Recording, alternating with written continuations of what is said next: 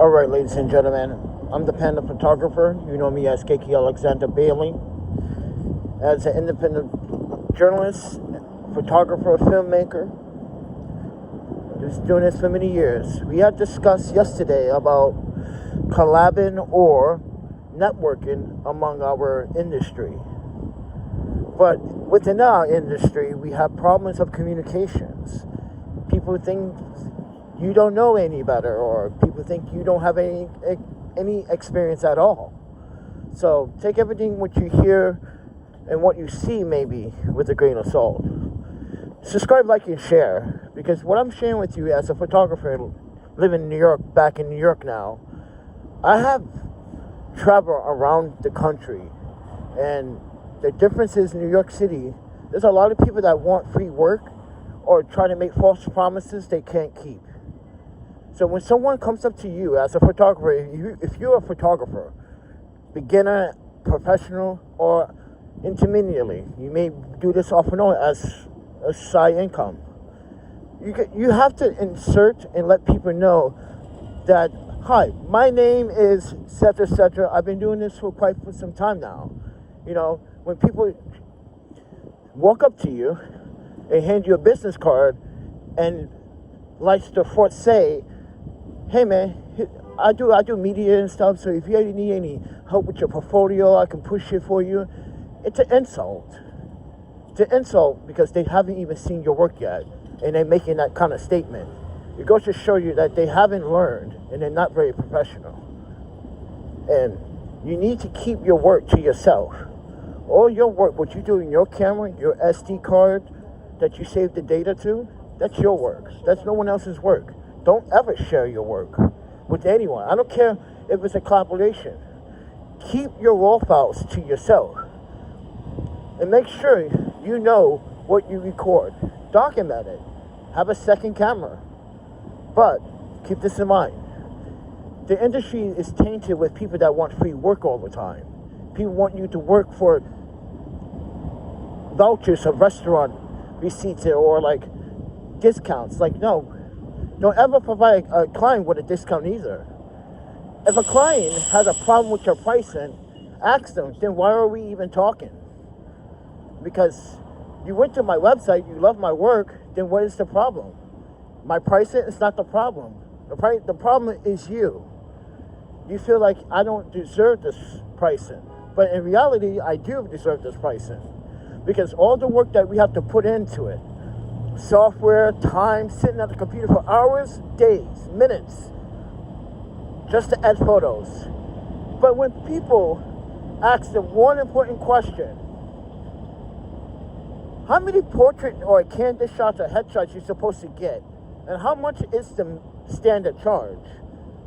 Photographers charge between $250 to $1,000 for only four to five headshots. Especially if they're good at what they do. So, when someone asks me that question, the standard is $250.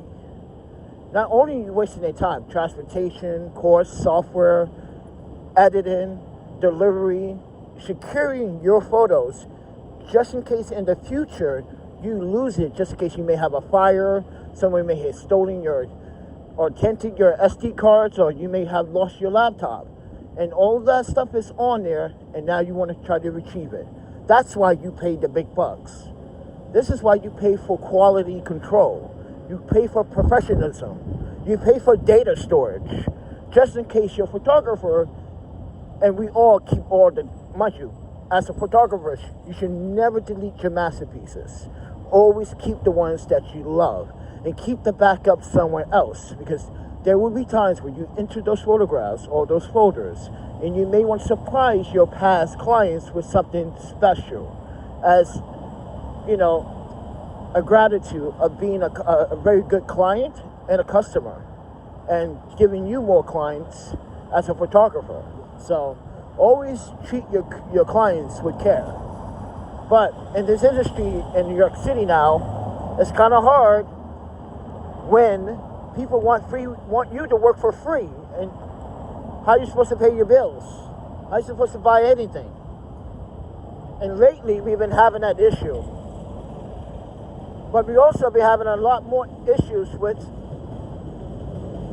observation.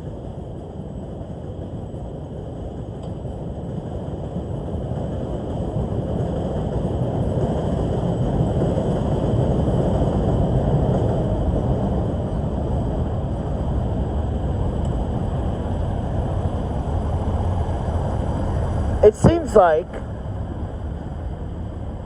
there are videographers out here with New York City press passes, which I encountered just the other day. And I explained why there was a lot of errors this man has made.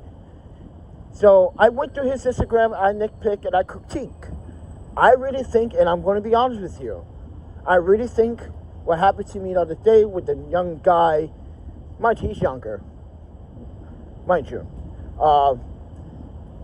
pretending to be someone important, giving me his business card, but not giving me his name.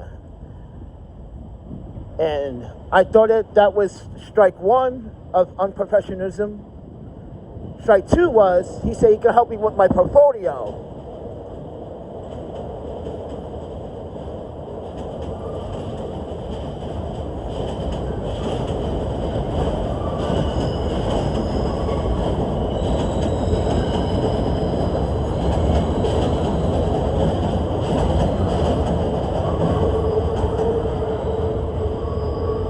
This guy said he can help me with my portfolio.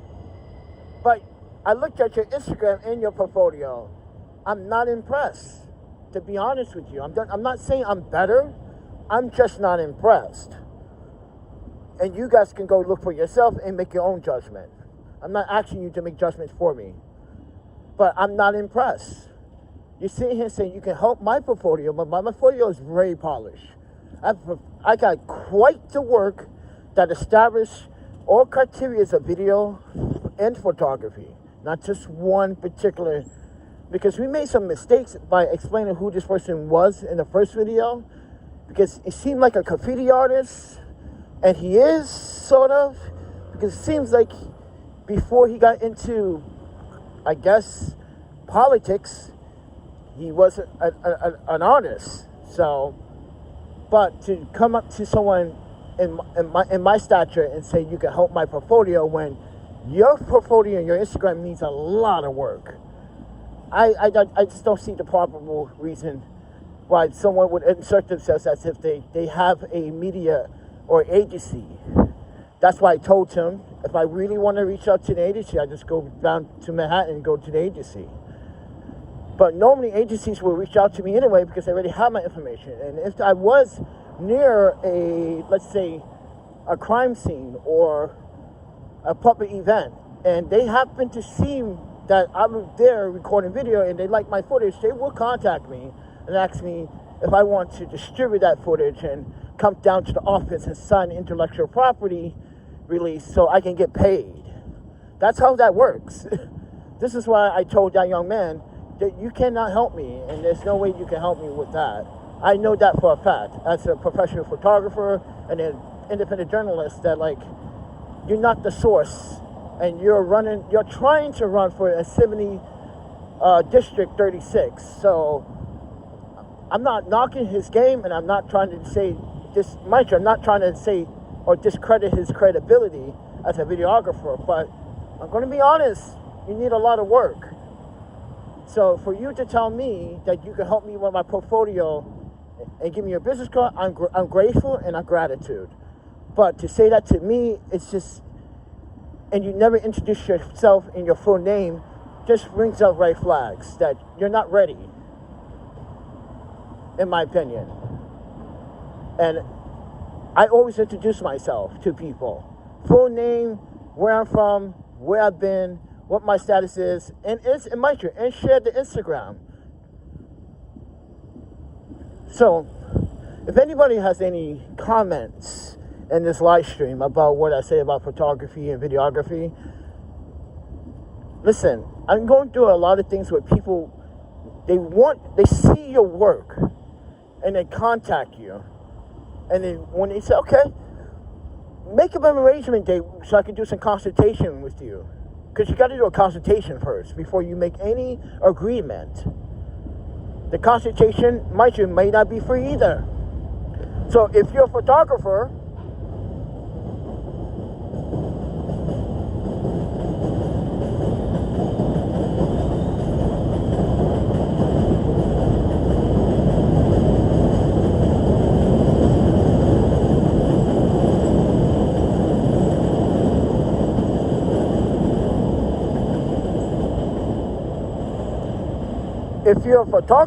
and you do consultant fees, do charge. But I don't normally do consultant fees.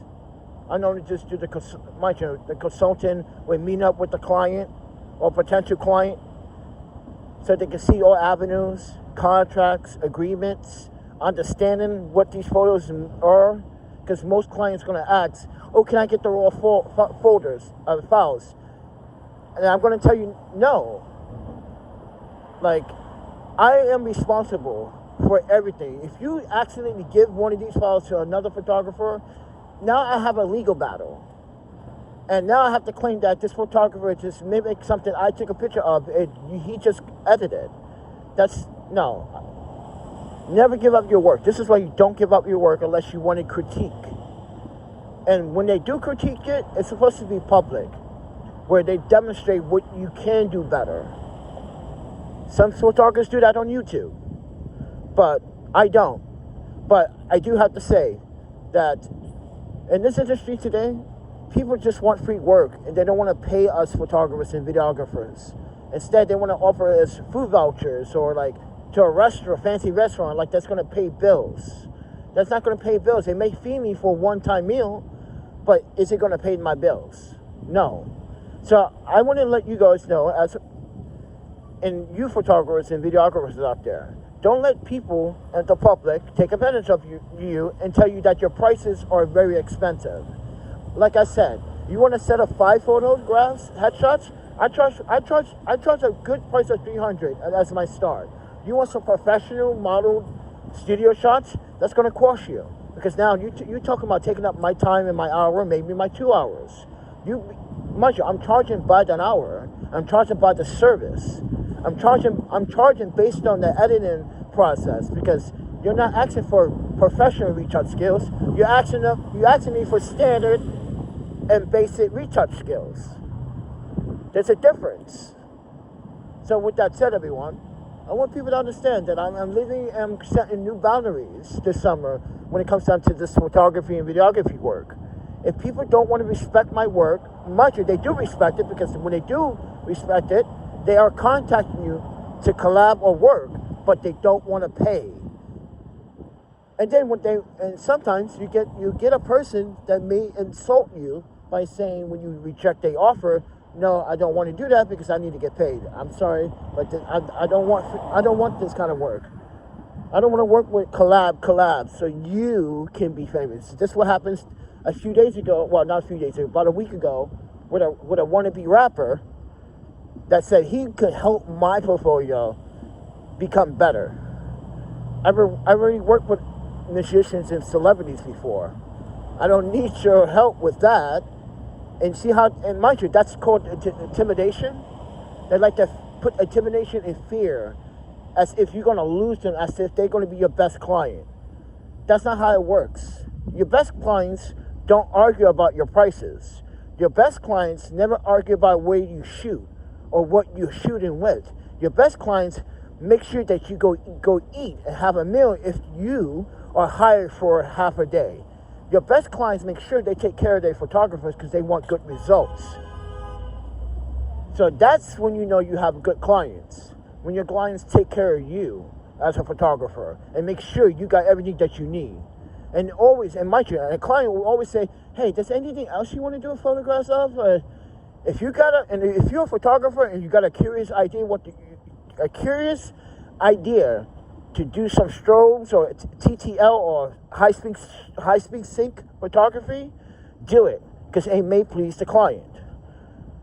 But like I said, everyone, in New York right now, things are being difficult. Things are difficult. And recently, in the last week or so, it's been nothing but people emailing me on Instagram saying that your work is phenomenal with maybe filters. I was wondering if you want to collab. And then when I reach back and say, yes, I only collab if the project or the work is valid, which is paid work. I don't work for free. I don't work for clout. I don't work for, and that's like, well, I was going to say, and this is what they do always say. Well, in my opinion, your Instagram could use a little bit of work. I'm like, oh, so now you're insulting my work, other clients or other people's work or other brands' work, just because you want something from me for free. That's when you have to stop and say, sir, this is a business. I like to conduct the business the way I always have conduct business. If you are not a paid client or you're not responsible to handle my workflow or what I'm offering, then I think you should step to other parties. The words I want to use, you should step towards another photographer that's looking for that kind of clout or that kind of fame, that's trying to build up their reputation. I don't need that. So, and that's the problem I've been having with some people on social media when it comes down to that. Is that the fact that, like, when you give them a very professional response, they get an attitude about it. And they get upset. As if your work is not good, but they just said your work is good. And then they're going to insult you about your Instagram or your website. Or who you affiliate with your website. And then they don't read sometimes, because that's another issue. They don't read. Instead, they just go through it like, blah, blah, blah. And this is why I asked the clients, you did not read my pricing on my website? It's like, oh, I didn't get to that yet. And I'm like, oh, you didn't get to that yet. Mind you, the client's responsibilities is to evaluate your website. If they didn't look at every avenue on your website, then they're not really serious. And if they offer you a free collab and help you, then you know, like, in that conversation with the next 45 seconds. Don't waste your time. Don't. So with that said, everyone, if you're a photographer, a videographer, you're starting out there, listen to what I'm saying. Don't waste your time on that. If you do need help with your collab and your portfolio, do so, but do it with the best people with good intentions. Because sometimes these clients don't have good intentions and they can rip you off. And then they can bully you. And they can, it might you. Sometimes that has happened, and it happened to me. It almost happened to me in San Francisco. I had to let these guys know. I have attorneys. I would literally rip you apart. These wannabe gangster rappers in San Francisco back in 2013. Yeah. Try to play a little fast game with me. Right? They gave me a retainer fee to book me. So I came back to San Francisco. But what they did not want to do is pay me the rest of my funds. See, I told you I wasn't going to be working until that payment is made. Mind you, I could stay at the hostel, but you guys can't because they're local. I'm a visitor.